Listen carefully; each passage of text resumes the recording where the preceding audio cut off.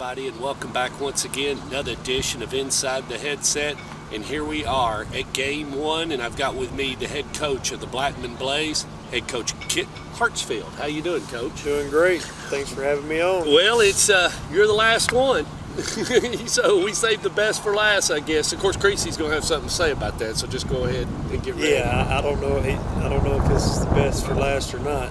Well, you scrimmaged or went through a jamboree last Thursday night. I did not make that game and everything. Talk to us a little bit about where you felt like you were, doing some things on the field, looked like the Blackman Blaze, and maybe some things that, we got to work on that. Yeah, it was a good event. I think the biggest thing you take away from the jamborees is getting the headsets out, communicating in a game-like situation, transitioning on and off the field, and just kind of the dress rehearsal for the whole jamboree. Football-wise, probably get more out of the scrimmages than the jamboree. I know our first units on both sides of the ball just got one quarter. And our offense, I think, had 8 or 10 plays. And Donnie Webb talked about the same thing. Felt like, we loaded everybody up on the bus for 12 minutes. And, it's quality minutes, but at the same time, kind of useless. Yeah, it goes by fast. We had a long drive, and they had a long drive, so the first quarter was essentially over. But we took it down the field and scored, so that was good. Then we was able to get off the field on a long drive on defense, and then it just flew by and it was over. Been a part of some good experiences in jamborees and some bad, and neither have had an impact on how the season went. So I think the scrimmage, you know more about your team through those than you do the jamboree. Take an outside look at their ball club and just looking at them. What do you think about them? What do you like about them right now? You don't face them anymore, so right now, what do you like about their ball club and what they do? Franklin? Yeah. Very well coached as always. They do a great job on offense with their option offense, and they're just really schooled up and execute that. And they're going to be a team that nobody wants to play every time they step on the field. They're a good group of kids. They seem a little bigger than the past to me. They're a little experienced right now and was working 1 or 2 QBs. But just like they do every year, they come scrimmage us, give us everything that we want and more. So I expect them to have a good season. Coach Webb does a great job.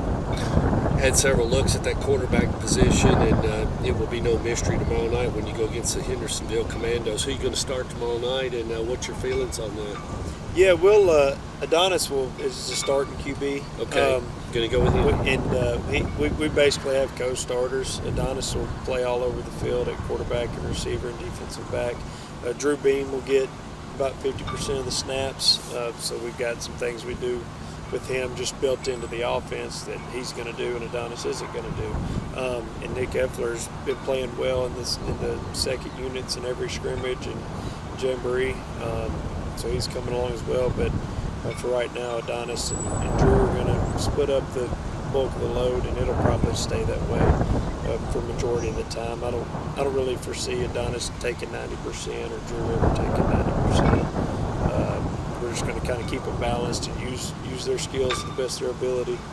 Talking about your opponent tomorrow night, it's his first year too, isn't it? As a Hendersonville Commando coach, yes, sir. And whatnot, and he'll have a few things that he'll need to sort through in that first quarter. No different than you, so that'll be relevant and everything. But talk a little bit about your opponent. You've got a little data on them, but what data you do got? What do you make of them? What are they going to do? What are they going to want to do? What is their groove point? Right. I think we have very little on each other just because it's all preseason video, and the players just don't play the whole time in the scrimmages or jamborees.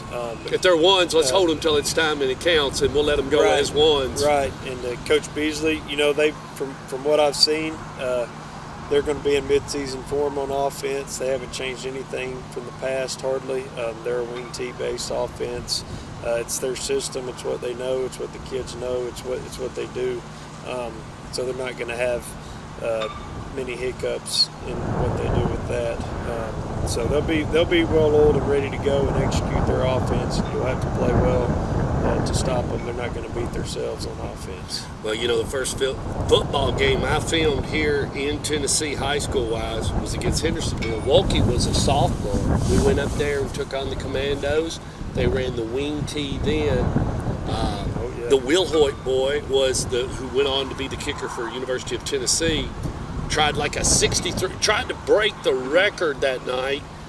Went wide right, but anyway, distance was definitely there. He just didn't have it on target, or otherwise, the very first game I would have filmed, I would have captured a high school record. Yeah, but he that made up for it in Knoxville, I believe. Yeah, he did. Defensively, what are you looking at? You know, they're a senior-led team all over, and anytime you play a team with a bunch of seniors, it's a dangerous game, especially with the history of their program. They're tough, they're gritty, and they play hard. You know, and they're going to be wanting to get after us a little bit because of the first game last year. When Master Teague was here, he had a big night. And Connor Mitchell, we don't have either one of those guys, so it's going to be a tough challenge. Well, anything since you've been in the role as the head coach, everything, faculty, staff, administration, Blaze group, all that, everything doing good? Yeah, doing good. You know, just trying to figure out how to get everybody where they're supposed to be and get them all fed, all that good stuff. So it's well, you know, well. Coach Kreisky said, I guess it was after about 4 weeks after he'd been head coach. I said, "So how's it going as coach?" He goes, "What do you mean, coach? I don't do coaching. I do less coaching as a head coach than I did when I was an assistant." Yeah, it's very important to have good assistant coaches that can help take a lot off your plate because, you know, at programs of this size with 90 and 100 kids, there's a lot going on, and getting everybody to where they're supposed to be and knowing where everyone is and just in a timely manner is a challenge in itself, and communicating with, you know, 200 parents, and there's so many things all over the ballpark to do other than actually get to talk about X's and O's. So I think it's important, and I'm lucky to have a good staff to kind of take on some of that football role. Well, good luck Friday night. Blaze fans, travel up to Sumner County, up to Hendersonville High School, and watch the Commandos and Blaze. Kickoff is slated for 7 o'clock, and then next week we will go with Coach Hartsfield and the Blackman Blaze. We'll be going to Florence, Alabama to take on the Florence Falcons, and so more to come, and we will see you soon.